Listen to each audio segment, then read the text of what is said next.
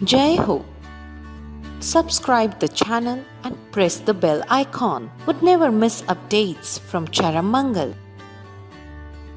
अगला प्रश्न है ओमान मस्कट से गोकुल जैन जी का। In spirituality no desire by मन वचन काया इस कर्म निर्जरा, वाइल इन संसार it is just opposite without aspirations person is called तामसिक. So when we are in sansar but on the part of Lord Mahavira, how to balance till we go to Vanprastha ashram? Kindly guide. आपका प्रश्न यह है कि एक तरफ अध्यात्म कहता है कि मन वचन और काया से हमें कर्मों की निर्जरा होने देनी है, कर्म निर्जरित होते जाए, और संसार में बिल्कुल अपोजिट है, यहाँ इच्छाएं पाली जाती है. अगर कोई व्यक्ति इच्छाओं को ना पाले, इच्छाओं को पूर्ति ना करे, तो वो संसार में इन लोग भाई साहब ने लिखा है तामसिक. हकीकत में वो तामसिक नहीं कहलाता, वो फिसड्डी कहलाता है संसार की भाषा में, कि वो फेलियर है. तो so when we are in संसार, अगर हम संसार में हैं और हम महावीर स्वामी के पार्ट है, वो लिख रहे हैं कि but on the part of lord Mahavira, यानी Mahavir path, on the path of Mahavira, यानी हम भगवान महावीर के पथ के अनुगामी हैं. तो हाउ टू बैलेंस, जब तक हम वानप्रस्थ आश्रम में ना जाए तब तक बैलेंस कैसे करें? यही तो समणोपासक की जीवनचर्या होती है. समणोपासक दुधारू तलवार पे चल रहा है. समण हो जाना आसान है कई अर्थों में, कई दृष्टियों से, कई नयों से, किंतु समणोपासक होना बड़ा कठिन है. क्योंकि समणोपासक भीतर में वीतराग देव, निर्ग्रंथ गुरु और सत्यमय धर्म को जी रहा है. भीतर में मुक्ति की साधना कर रहा है और बाहर में व्यवहार भी निभा रहा है. तो वो कैसे व्यवहार निभाए और कैसे मुक्ति की साधना करे?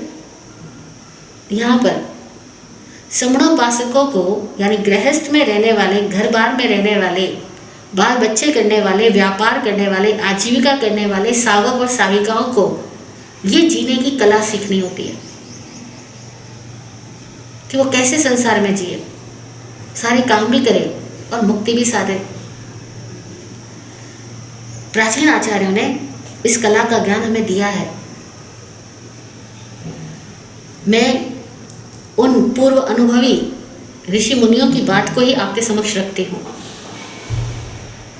उन्होंने कहा, अहो समदृष्टि जीवड़ा करे कुटुंब प्रतिपार, अंतर्गत न्यारा रहे जो धाय खिलावे बार.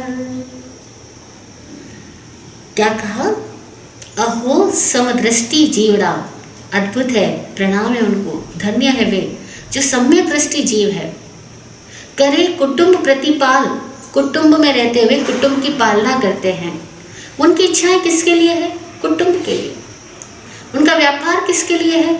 परिवार के लिए, समाज के लिए. उनकी सारी महत्वाकांक्षाएं किसके लिए है?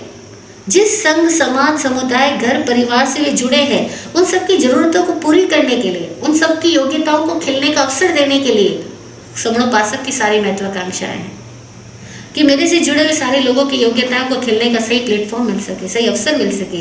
इसीलिए वो कमाई भी करता है, इसीलिए वो सोसाइटी को भी बनाता है, इसीलिए वो समाज में विविध तरह की घटनाओं को भी पैदा करता है. बच्चे को बड़ा करना है तो स्कूल तो बनानी पड़ेगी ना, वरना वो पढ़ाई क्या करेगा? तो विद्यालयों की आवश्यकता है, कौन बनाएगा? समणोपासक. साधु थोड़ी बनाएगा. बूढ़े का इलाज करवाना है तो चिकित्सालय की आवश्यकता पड़ेगी ना, कौन बनाएगा? समणोपासक. साधु नहीं बनाएगा.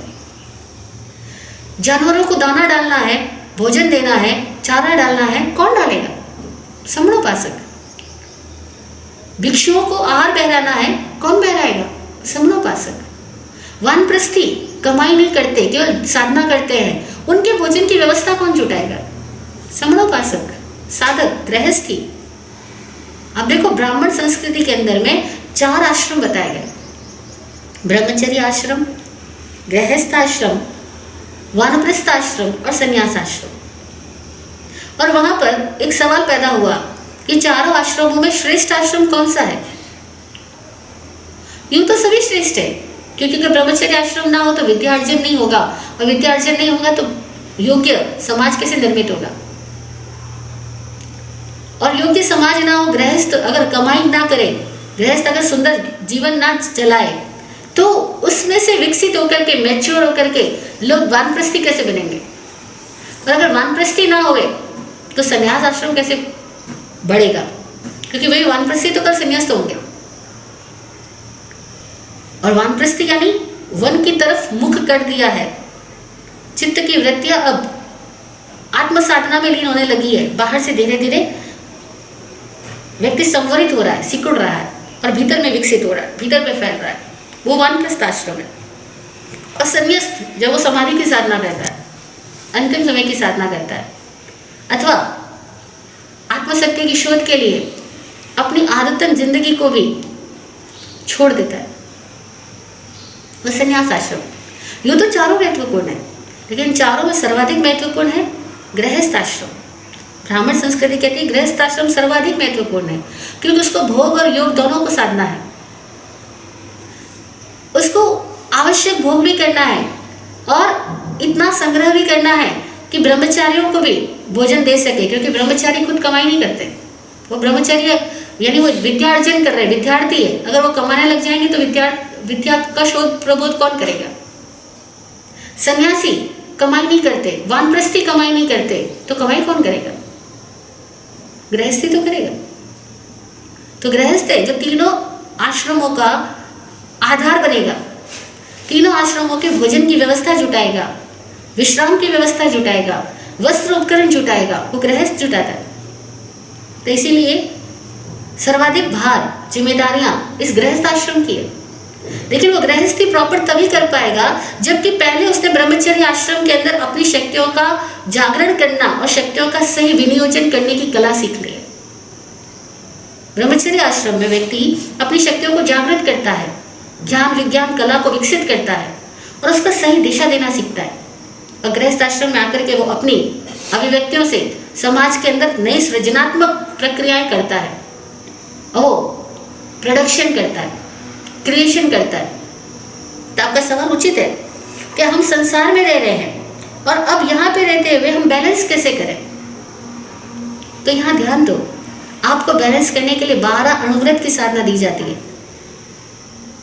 कि आप 12 अणुव्रतों के द्वारा अपनी व्यक्तिगत इच्छाओं को सीमित करो, लेकिन अपने योग्यताओं को विकसित करते हुए समाज के लिए समविभागी बनो, सुंदर समाज की रचना में सहयोग दो। लॉर्ड महावीर के पथ पर चलते हुए, यानी कि मुक्ति के पथ पर चलते हुए, महावीर उस मुक्ति के पथ के प्रतिनिधि है हमारे लिए, मार्गदर्शक है हमारे लिए, महावीर की वाणी। तो महावीर के पथ पे चलने का मतलब मुक्ति के पथ पे चलना। तो मुक्ति के पथ पे चलते हुए हम बैलेंस कैसे करें? संसार में गृहस्थ आश्रम में भी रहें और वानप्रस्थ की तरफ जब तक ना जाए तब तक क्या करें? तब तक अपने भीतर के विवेक को जगाते जाओ, अपनी योग्यता से उत्पादक बनो, अपनी व्यक्तिगत इच्छाओं और सुविधाओं को तो सीमित करो, लेकिन अपनी क्षमताओं का भरपूर प्रयोग करो, ताकि तुम्हारा निर्माण बाकी सारे लोगों को विश्रांति दे सकेगा, बाकी सारे आश्रम को, बाकी सारे साधकों को सहयोगी बन सकेगा। और ऐसा है ना, गुरु लोग हमें ज्ञान देंगे, पर गुरु लोगों को भोजन कौन देगा? आप लोग देंगे, श्रावक लोग देंगे। तो श्रावक कमाई करे, श्रावक इतना भोजन भी बनाए, ऐसी व्यवस्था भी बनाए कि महाराज साहब आए तो उनको रुकने की जगह मिले। कोई भी भिक्षु, कोई भी सन्यासी आए तो उसके लिए आश्रम रहे, लयन शयन की व्यवस्था रहे, वस्त्र उपकरण की व्यवस्था रहे। तो गृहस्थ के लिए क्या बोला कबीरदास जी ने? साईं इतना दीजिए जहाँ में कुटुंब समाए, मैं भी भूखा ना रहूं, साधु न भूखा जाए। ये कबीरदास जी का दोहा कितना प्यारा है। गृहस्थ को कैसे रहना, कैसे कमाना, छोटी सी दोहे में बात कह दे कि इतना मुझे मिले कि मेरा कुटुंब का भी पालन होवे, मैं भी भूखा ना रहूं और घर में 4 अतिथि आ जाए तो वो भी भूखे ना जाए। अतिथि के लिए भी मैं सेवा कर सकूं। और अतिथि केवल साधु रूप में ही नहीं, अतिथि किसी भी रूप में आ सकता है। जब भी अचानक किसी को भी ज़रूरत पड़ी है और वो आपके द्वार पर आया है तो आपका अतिथि है।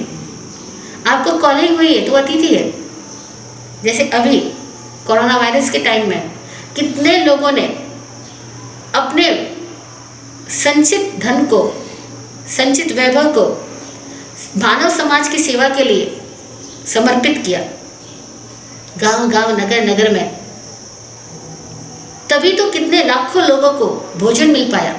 उन सब लोगों की भावनाओं को धन्य है, उन सब लोगों की इस सेवा की, समर्पण की, सहयोग की भावनाओं को धन्यवाद है, साधुवाद है, जिनकी वजह से देश इतने लंबे समय के लॉकडाउन को भी आसानी से झेल पाया और कोई अभी भूखा नहीं सोया, और शायद कोई सोया भी हो तो उसको भी भोजन मिले।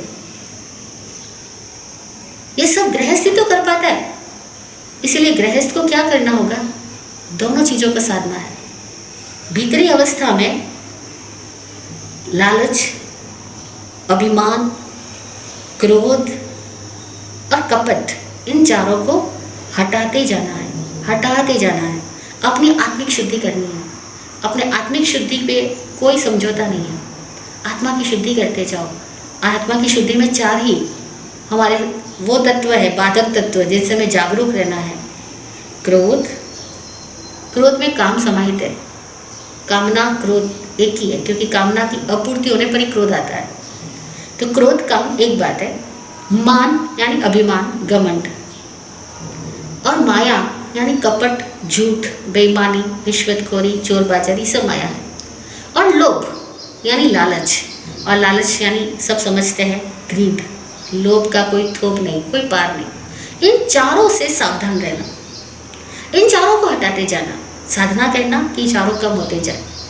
जागृति साधना कि कहीं भी को क्रोध, कलह, क्लेश, मान, माया, लालच ना होए। ये घर में रहते हुए भी करते जाना, और साथ साथ अपनी बाकी मन, वचन और काया की क्षमताओं से सतत सहयोग भाव से खुद को और वातावरण को योग्य बनाना, विकसित करना। शिक्षा के क्षेत्र में, चिकित्सा के क्षेत्र में, व्यापार के क्षेत्र में, हर एक क्षेत्र में आप सब प्रगति करो। क्योंकि अगर प्रगति नहीं करोगे तो पूरे विश्व को सुंदर आकार कैसे दोगे? समाज को सुंदर व्यवस्था कैसे दोगे? प्रतिभाशाली छात्रों को प्लेटफॉर्म कैसे दोगे? मंदबुद्धि व्यक्तियों की शिक्षा की व्यवस्था कैसे करोगे? उनके लिए भी रोजगार के साधन कैसे जुटाओगे? लाखों लोग हैं जिनके पास पैसे की कोई कमी नहीं, लेकिन उन्होंने अपनी पूरा ध्यान मंदबुद्धि छात्रों को योग्य बनाने में, अंधों को काम देने में लगाया है। ऐसे लोग वाकई मानव होते हुए देव तुल्य है। उन सबको हमारा बहुत बहुत साधुवाद, धन्यवाद, प्रणाम। उत्कृष्ट भावना है तो कुर्बानी करना सीखता है गृहस्थी। दूसरों के सुखों में अपना सुख देखना सीखता है गृहस्थी। दूसरों के सुखों को साधना सीखता है गृहस्थी। इस तरह से गृहस्थ धर्म को निभाओ। और ये वाकई दुधारू तलवार है, क्योंकि भीतर में वैराग रखते हुए बाहर में सबके साथ कैसे रहना। तो कहा, अहो समदृष्टि जीवड़ा करे कुटुंब प्रतिपाल। कुटुंब की प्रतिपालना करो, लेकिन कैसे? अंतर्गत न्यारा रहे जो धाय खिलावे बाल। धाय माता, आप सब समझते होंगे धाय माता को। पहले ज़माने में जब बच्चों को पैदा होने के बाद में नर्स, आज हम उनको नर्स कहते हैं, उनको धाई माता कहा जाता था। वो बच्चों की पालना करती है, उसको यहाँ तक कि दूध भी पिलाती है, नहलाती है, खिलाती है, सुबह से शाम उसकी सेवा करती है। लेकिन भीतर ही भीतर जानती है कि बच्चों को पूरा ममता देने के बाद में वो जानती है कि बच्चा तो मालिक का है, बच्चा तो मालिक का है। अंतर में वो बच्चे से न्यारी है, लेकिन बाहर में वो बच्चे की बहुत प्यारी है। बाहर में बच्चा उसका प्यारा, वो बच्चे की प्यारी, पर अंतर्गत वो उस बच्चे से न्यारी है, क्योंकि वो जानती है कि बच्चा मालिक का है। ऐसे ही अपने हर कर्तव्य कर्म को करना, कि हर कर्तव्य कर्म किस लिए है? निर्जरा के लिए है। ज्ञान मार्ग में हम इस बात को कैसे कहेंगे? भक्ति मार्ग में ऐसे कहेंगे कि सारे कर्म भगवान की दी हुई आपको सेवा है, और सारे कर्म सेवा भाव से करो और भगवान को अर्पण कर दो। जैसे गीता कहती है कि तू सारे कर्मों को मुझे समर्पित कर दे, और जब तू मुझे समर्पित कर देगा तो तू सारे कर्मों के पाप से मुक्त हो जाएगा। ये भक्ति के मार्ग में कहा वो बहुत सुंदर वाक्य है।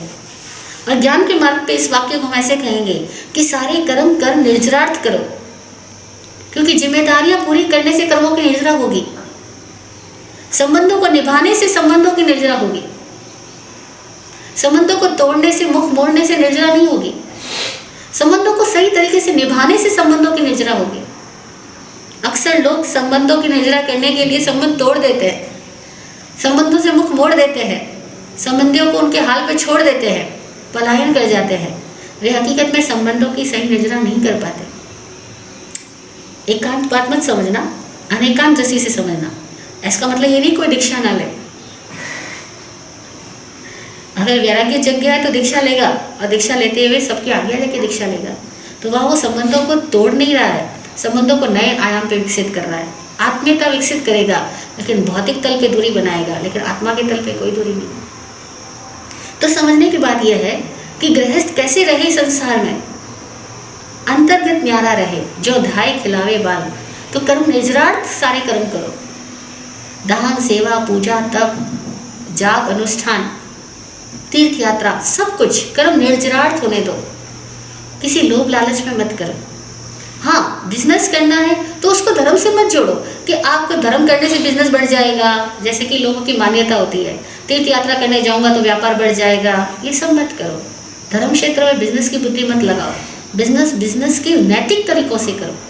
यहाँ ध्यान देना, बिजनेस को करो लेकिन बिजनेस के एथिक्स के साथ करो।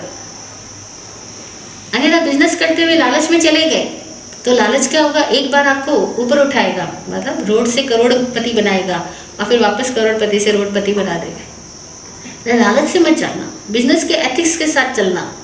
और जब पूरी जागृति और अपनी योग्यता के साथ, काबिलियत के साथ इनोवेटिव आइडियाज़ को डेवलप करते हुए आप अपने बिजनेस को ग्रो करोगे, तो ऐसा करने में आप ये मत सोचो ये मेरा लालच है, ये आपकी क्षमताओं का सदुपयोग है। और आपकी क्षमताओं का आप जितना अधिकतम सदुपयोग करोगे, उतना ही कई सारे लोगों की क्षमताओं को जगाने का आप मौका दोगे।